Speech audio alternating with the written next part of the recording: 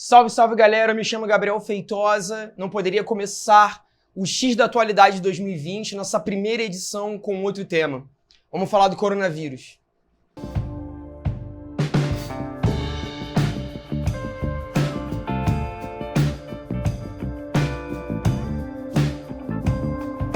Bom pessoal, o que se sabe até agora do coronavírus algumas informações incertas, suposições, enfim. Nós tivemos ali de dezembro para cá o mundo sendo tomado por essas notícias, começando na China e agora se desenvolvendo em todo o planeta, já caracterizado como uma pandemia. A gente está gravando esse vídeo no dia 15 de março de 2020, né, e no presente momento o Brasil já se encontra aí com aproximadamente 200 casos de coronavírus. É uma doença que está sendo ainda entendida pela medicina, mas já se sabe que é um novo modelo de gripe, um novo vírus de gripe, até então desconhecido, uma mutação de um coronavírus já antigo, né, que teria sido detectado no mundo nos anos 2000. E assim como a influenza, assim como a gripe suína, assim como a gripe aviária, né, tem trazido ali consequências muito ruins, muito negativas, claro, especialmente nos países mais pobres, nas populações ali mais fragilizadas, evidente. E a gente trouxe aqui o X da Atualidade para tentar entender um pouco dos impactos geopolíticos dessa doença, porque falar de pandemia é também falar de questões econômicas, é também falar de questões diplomáticas, é também desenvolver um pouco da análise que a história e que a geografia podem trazer, que a ciência política pode também analisar, a sociologia, a filosofia, né? E claro, também a contribuição da biologia com o professor Paulo Vitor, que teve uma fala muito importante que a gente vai reproduzir também na aula de hoje, trazendo um pouco da contribuição ali da biologia, claro, da anatomia, dos estudos da medicina, para a gente tentar fazer toda uma análise interdisciplinar. Vamos começar então.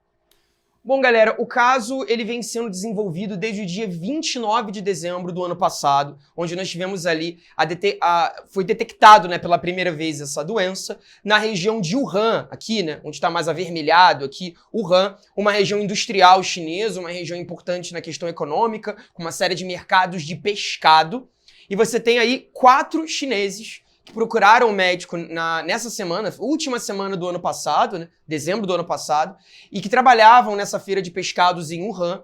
Na verdade, não só ali dos pescados que nós imaginamos, né? Quando fala pescado, essa feira teria também a venda de animais silvestres, né? Aí você tem crocodilo, né? Várias espécies de peixes diferentes, sapo, tartaruga, rã, enfim, animais que a nossa cultura aqui ocidental não está tão acostumada a utilizar na mesa como alimento e tal. E nós sabemos que a China, com certos padrões de cultura do Oriente, que, enfim, difere do nosso, você teria uma série dessas feiras. E os primeiros a serem considerados ali, os primeiros contaminados, né, seria o paciente 0, o paciente 1, né, teriam sido esses vendedores que trabalhavam nessa feira. Claro que ainda é cedo para dizer que a doença surgiu na China, né? Muito se fala na mídia, já surgiu na China. A gente não pode verificar isso ainda com toda certeza, porque na verdade poderia ter sido um vírus trazido de um outro lugar, até Wuhan. A gente sabe que a China é um país que recebe trabalhadores, né, empresários, turistas do mundo todo, a maior população do planeta e com um circuito também de aeroportos muito abarrotados. Então ainda fica cedo para dizer que a doença surgiu lá. Pode ter surgido em um outro país da Ásia ou até mesmo num país da América, e esse indivíduo de outro continente viajando à China desenvolveu, e aí esse vírus se mutou de uma maneira mais agressiva pela primeira vez na China, e aí se proliferou para o mundo todo em questão aí de um mês e meio, tá? Então é ainda um pouco incerto dizer que a doença teria surgido, mas realmente o que temos como informação até o presente momento é que os primeiros pacientes já com esse padrão de pneumonia avançada, uma pneumonia muito agressiva, pois o coronavírus, o Covid-19, como tem sido tratado pela mídia e pelos especialistas, é um tipo de gripe que ataca muito o sistema respiratório, né? Primordialmente o respiratório. E aí os próprios exames hoje, para você verificar se o indivíduo está ou não com corona, tem muito a ver com a tomografia do pulmão, né? Nos casos de atuação mais grave, o pulmão fica com uma pneumonia muito agressiva, e isso teria sido detectado aqui. Você vê, né? Os casos principais, então, eles estão no meio da China. Quase no meio, né? Seria essa região aqui para o sudeste da China. E logo, né, acaba se proliferando para outras cidades, né? Pois a gente tem muitos trabalhadores que viajam de uma cidade para outra, e muito turista que visitou a Ásia e voltou para a Europa, voltou para a África, voltou para a América, enfim. E aí logo isso se desenvolveu de uma maneira mais agressiva. E aí os casos foram escalando de uma maneira muito agressiva. A gente traz essa análise aqui, né, feita por dados coletados da OMS, né, que vão perceber ali um escalonamento do dia 27 aqui de fevereiro, iniciozinho dessa tabela, veio crescendo muito, né? Passando ali de 4 mil casos detectados, 4 mil novos casos. Então, num espaço de basicamente 2 meses, essa infecção, né, esse processo infeccioso, esse processo de transmissão, na verdade, seria o melhor termo, a transmissão chega no seu ápice. E quando a gente tem aqui, no dia final de fevereiro, 17 de fevereiro, isso chegou num pico. Nós tivemos 19 mil casos detectados num único dia. Isso se dá pela mudança de estratégia, pela mudança de técnica ali do exame que verifica se você tem ou não a doença. Até então, era feita uma análise de RNA do vírus, né? E aí você percebia um certo padrão de RNA para notar se o cara tem ou não a doença.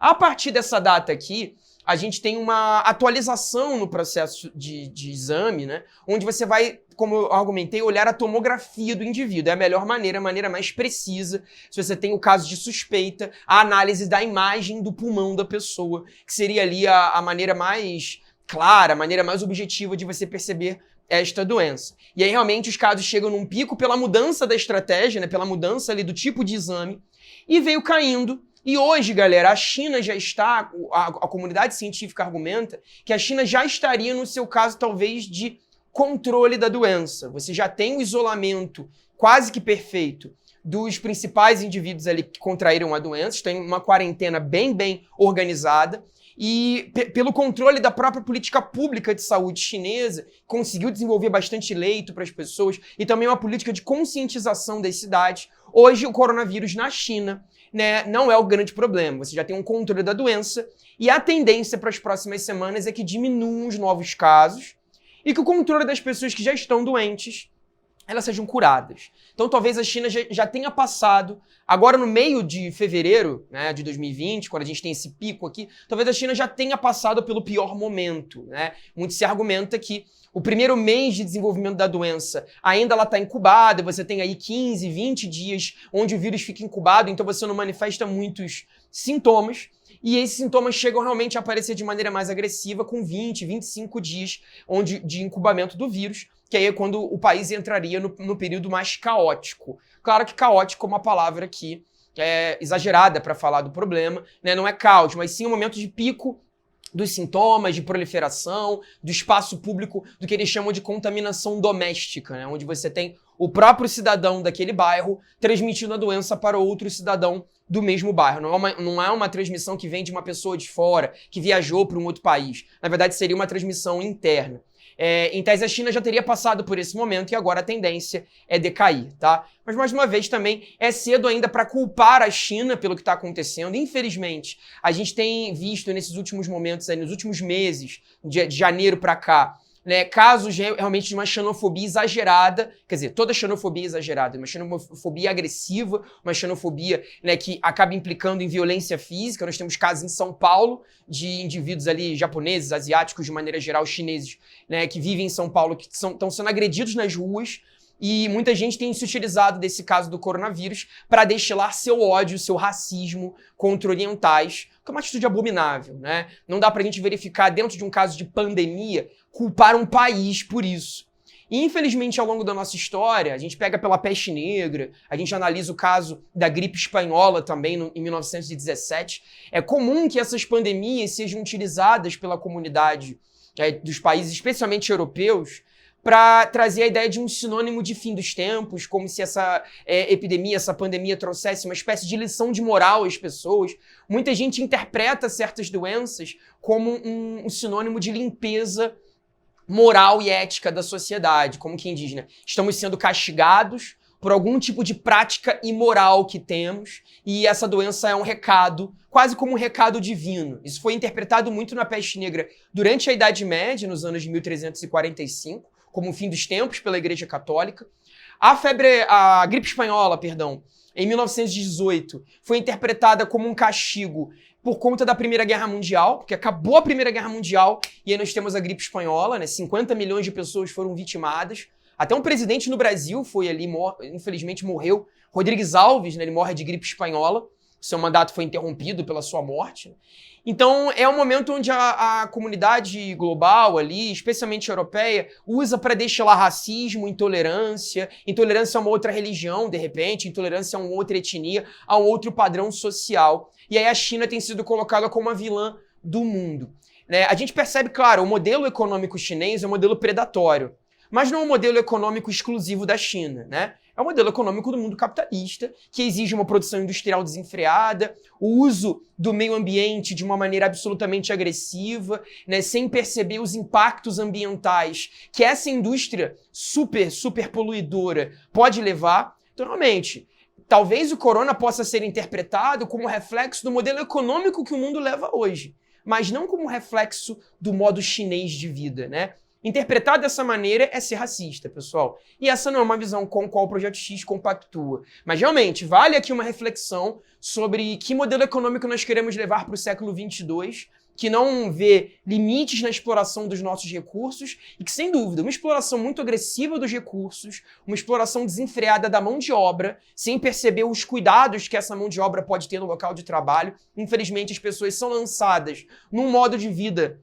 de trabalho sem nenhum cuidado, pessoas são obrigadas a trabalhar em zonas de mercado como esse, sem o mínimo de tratamento sanitário, não porque são naturalmente porcas, não porque gostam desse ambiente de sujeira, mas porque é a única alternativa que tem, né, dentro de um sistema econômico que exige uma produtividade desenfreada, uma produtividade assustadoramente, né, agressiva, e a gente ou vive nesse sistema ou acaba não vivendo, né? A única saída é você se isolar, é você buscar... Mas quem tem essa alternativa, né, de viver no modelo alternativo de vida é realmente uma classe média alta. O trabalhador fica sujeito, realmente, a todo tipo de enfermidade, de perigo e de impacto, né, de impacto negativo ao meio ambiente. Não à toa, os primeiros ali pacientes são trabalhadores, né? Então, realmente, vale aqui uma reflexão, mas não uma lógica punitivista com o modelo ali chinês de vida. Não cabe aqui esse tipo de análise, né?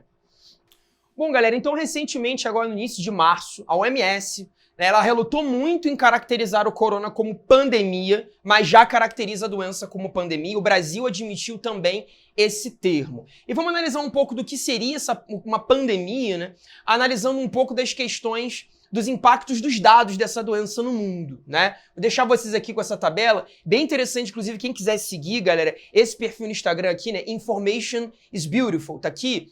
Trabalha muito com dados oficiais, né? O dados do OMS, da ONU, dados do Banco Mundial, e transforma esses dados em gráficos muito didáticos. É um perfil no Instagram que vale a pena vocês utilizarem aí, até mesmo para coletar informações importantes e afirmações verídicas para você usar numa redação, para você usar numa argumentação mais científica. Vale a pena. E eles fizeram esse gráfico aqui, vou chegar um pouquinho mais perto para olhar aqui, ó, onde eles perceberam a China com 80 mil casos, né? E 3.120 mortes. Isso até o dia 9 de março de 2020, como você vê aqui em cima, né? Nessa área mais amarelada.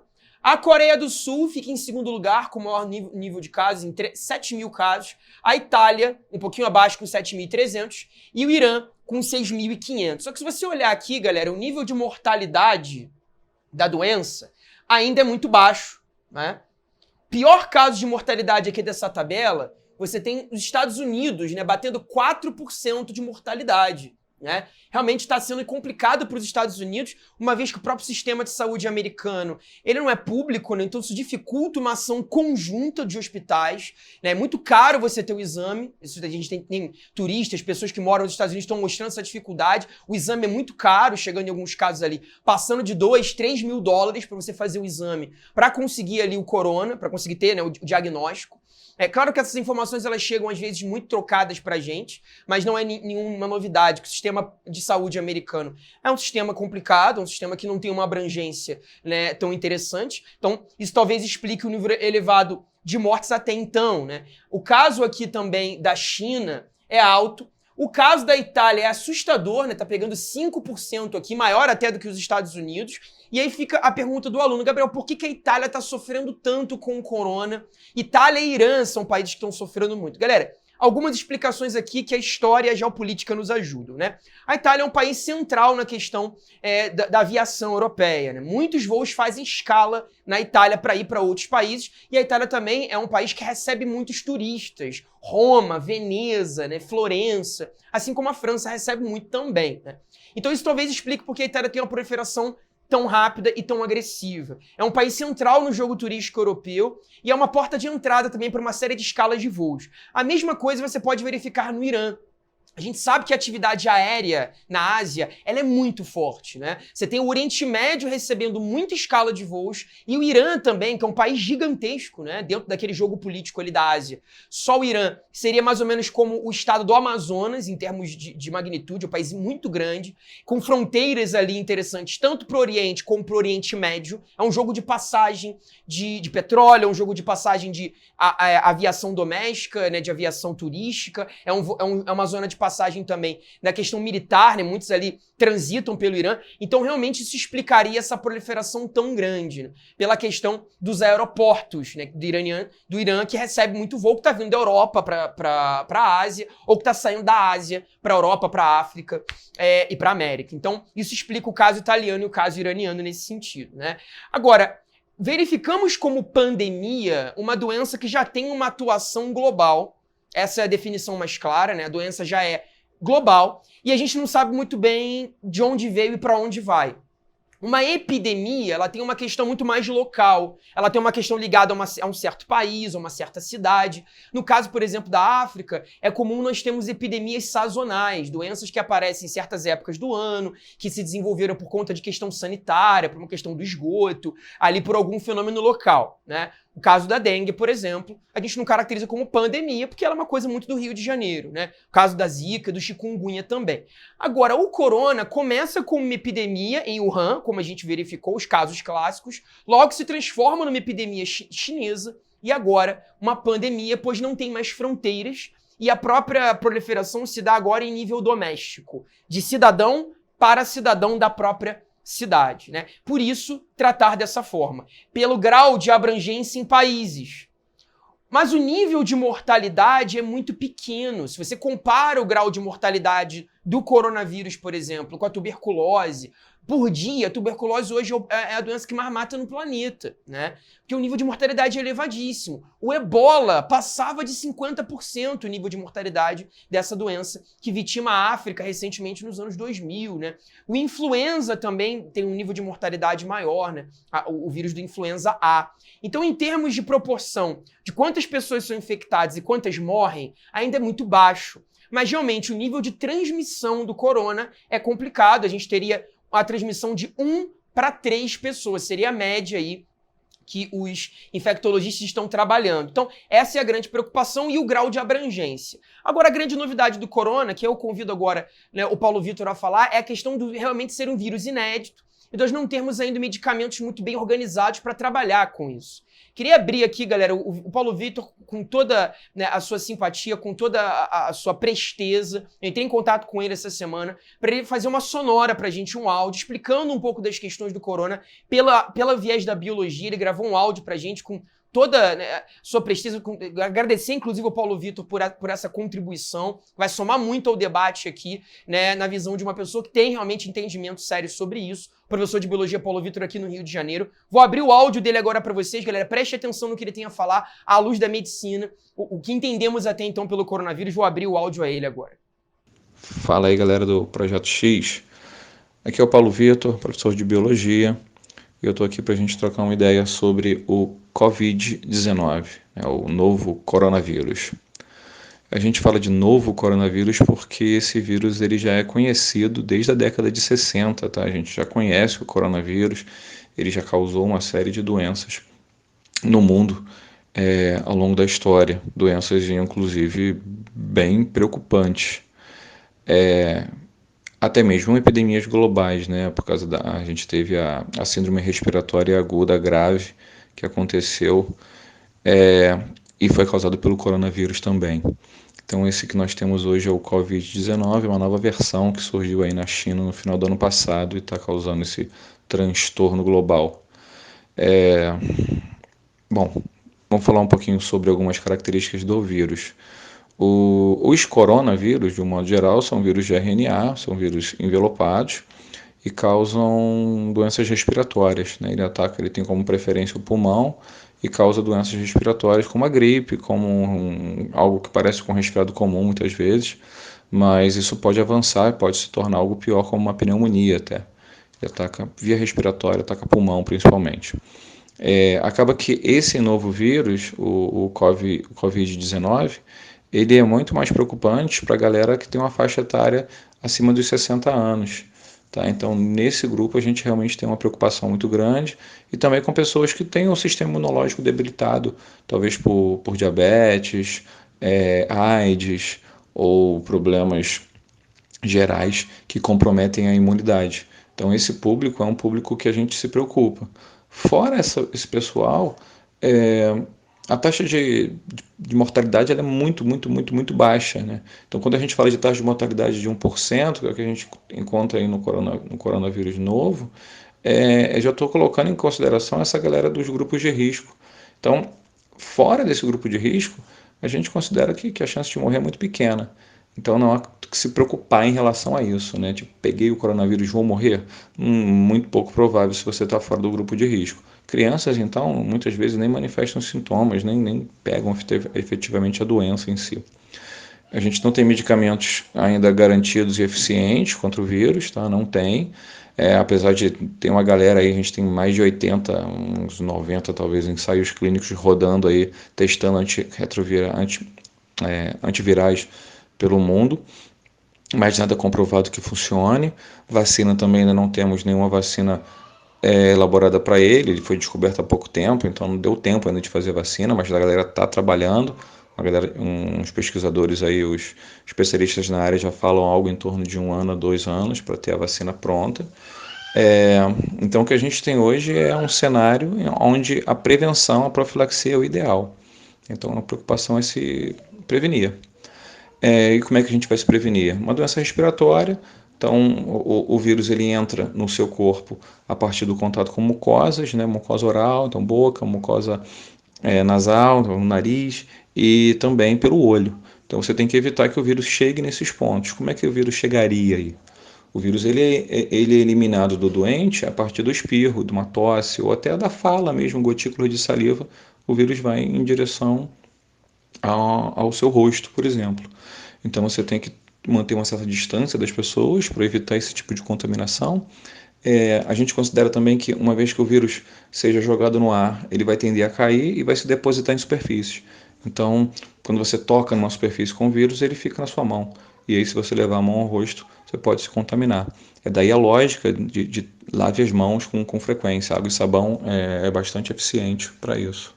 Senão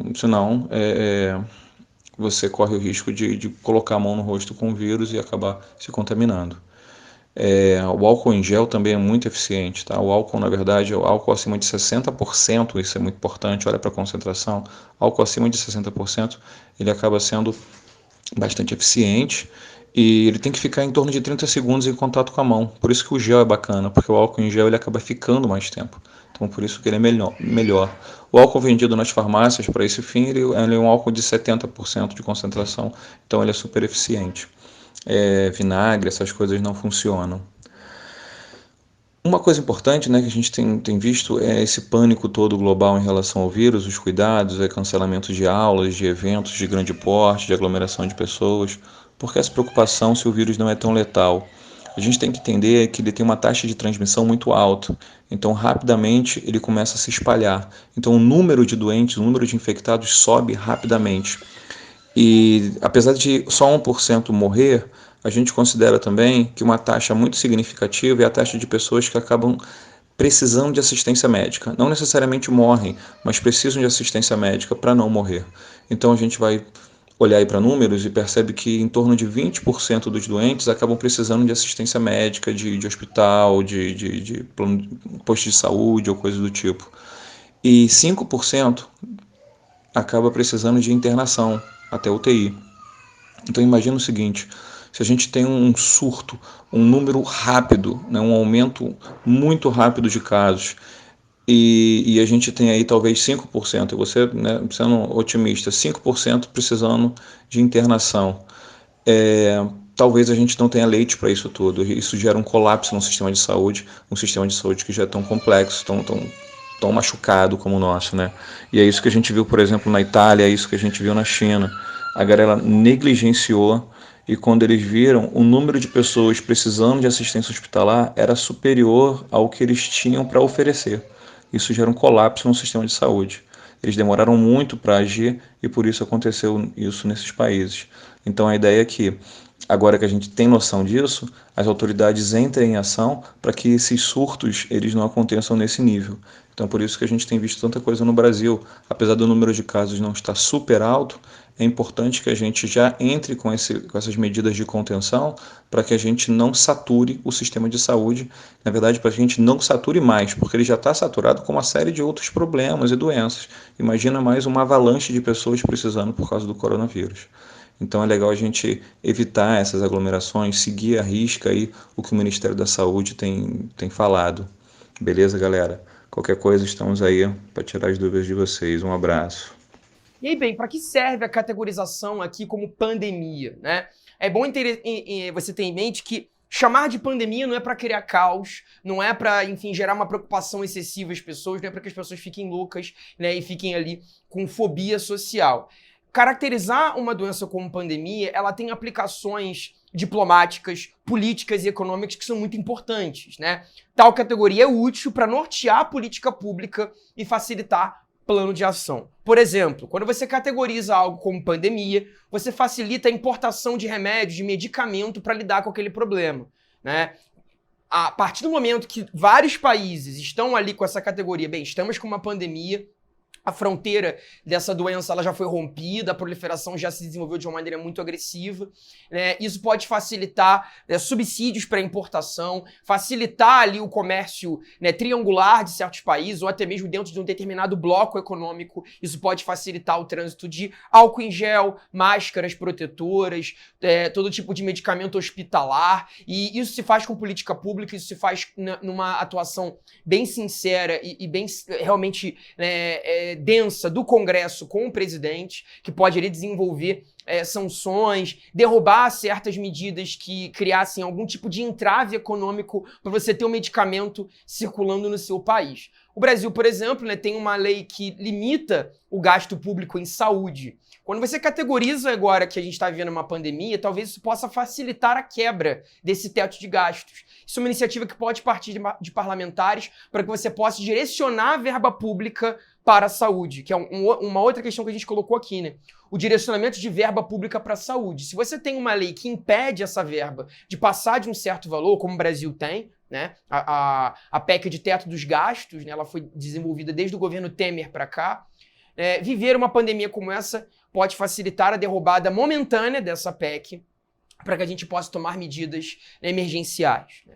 Protocolos em aeroportos, quando você vive uma pandemia, você pode determinar tipos de protocolo que sejam um pouco mais, digamos, objetivos. Então, eu vou entrevistar todo turista que está vindo de um grupo de países e esses turistas vão ser colocados numa breve quarentena para exame. Ou eu vou fazer exame obrigatório em todas as pessoas que estão entrando no meu país, independente do destino, de onde elas estão vindo, né? Esses são protocolos que o país pode determinar com mais facilidade para lidar com isso. A Europa, por exemplo, agora, a União Europeia, hoje, ela decretou que não há trânsito, não há mais possibilidade de trânsito aéreo entre os países da UE. Ou seja, o continente europeu, em tese, hoje, ele fechou.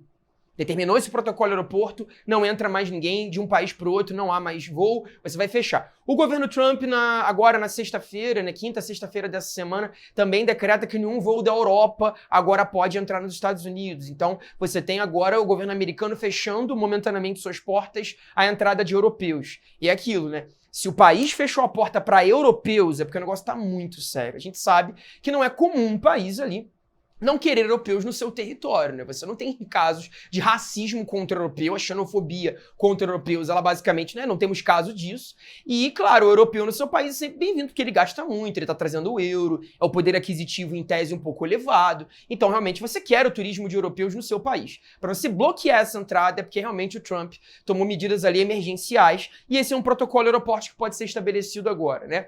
Política de controle de eventos, né, públicos, de aglomerações, é também um caso. Isso ocorre no Rio de Janeiro. O atual governador Wilson Witzel baixou ali decreto, decretando já mesmo recesso escolar e também cuidado na questão de eventos como shows, cinema, teatro. Se você quiser manter o evento, você vai ter que pagar uma multa, e isso é uma maneira também de controlar pandemias, né? E maior praticidade nos exames e detecção da doença. Você pode também estabelecer um protocolo dentro do SUS para que os exames do corona sejam sempre feitos dentro da mesma medida. As medidas cautelares podem ser feitas ali nas unidades básicas de saúde e você padroniza isso para todo o sistema.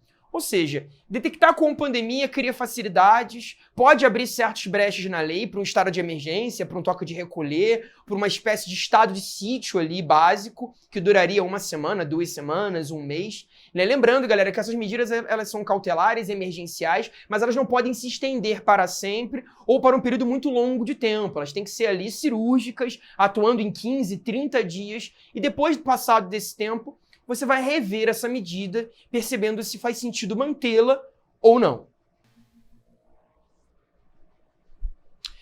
Bem, galera, agora a questão dos impactos, né? Analisando os impactos globais do Covid-19 até o presente momento, o que a gente pode supor para a economia, para a política, para daqui a 2 meses, 3 meses.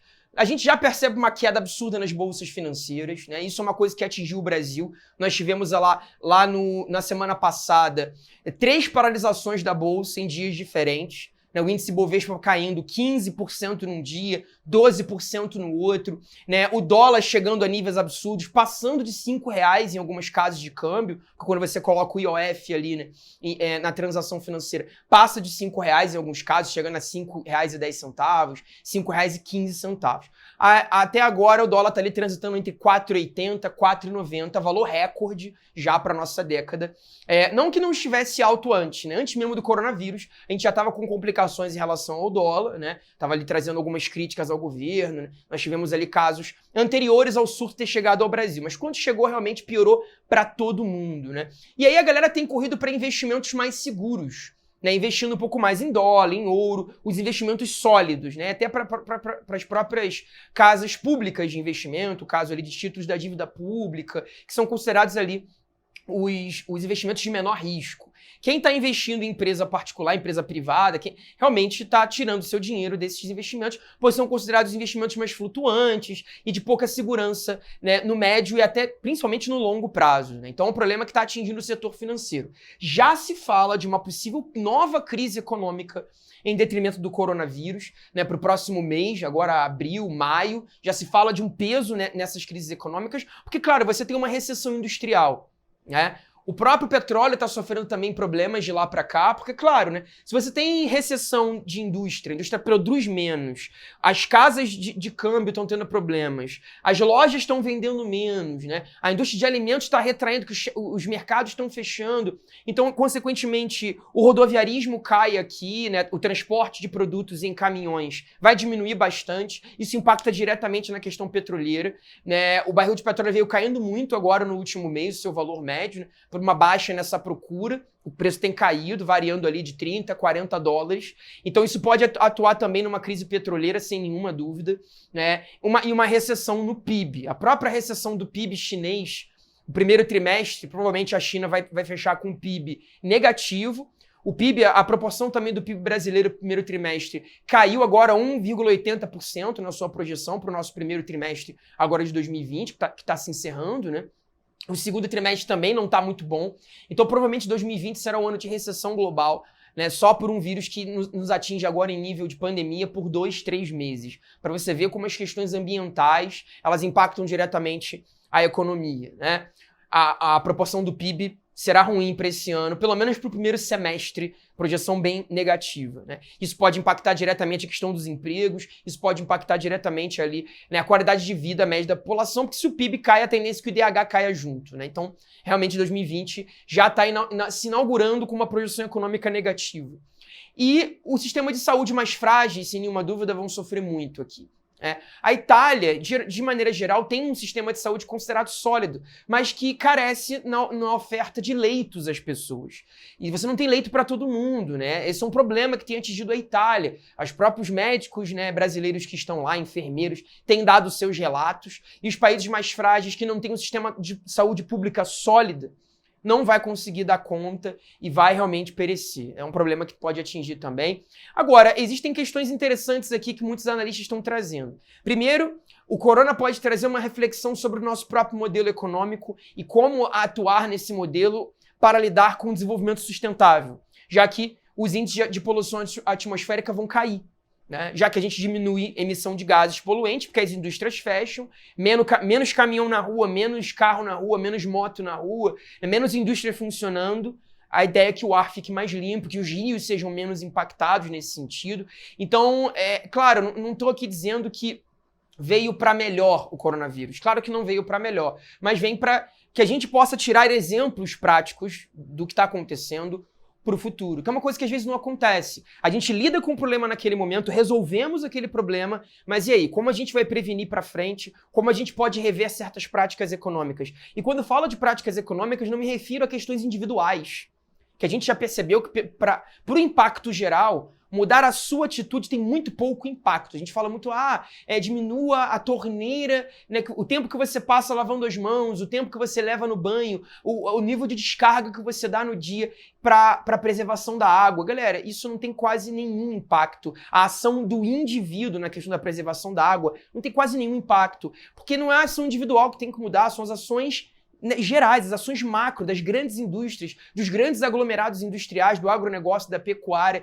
São políticas públicas, né, freando essa mega economia esquizofrênica que vão ter o resultado prático. E não há mudança sua como indivíduo. Não é você ficando em casa, né, nessa quarentena que você resolve o problema. Né? Mesmo que todos nós fiquemos em casa nessa quarentena de agora, se o Estado não tomar medidas práticas, né, contra as questões industriais agressivas, contra as questões de uma pecuária extensiva, a gente não vai conseguir se precaver para futuros casos. Essa é a questão agora. Né? Rever o sistema econômico é urgente. Isso já vem sendo trazido pelo debate da ecologia desde os anos 60 para cá. Isso não é um discurso que surgiu agora. Afinal, a revolta da vacina ocorreu no Rio de Janeiro em 1904. E de lá para cá, o nosso sistema de saneamento não melhorou. Se melhorou para alguns apenas, mas o Rio de Janeiro ainda carece do problema sanitário. Haja visto o número de enchentes, haja visto o surto da dengue, o surto da zika vírus, do chikungunya.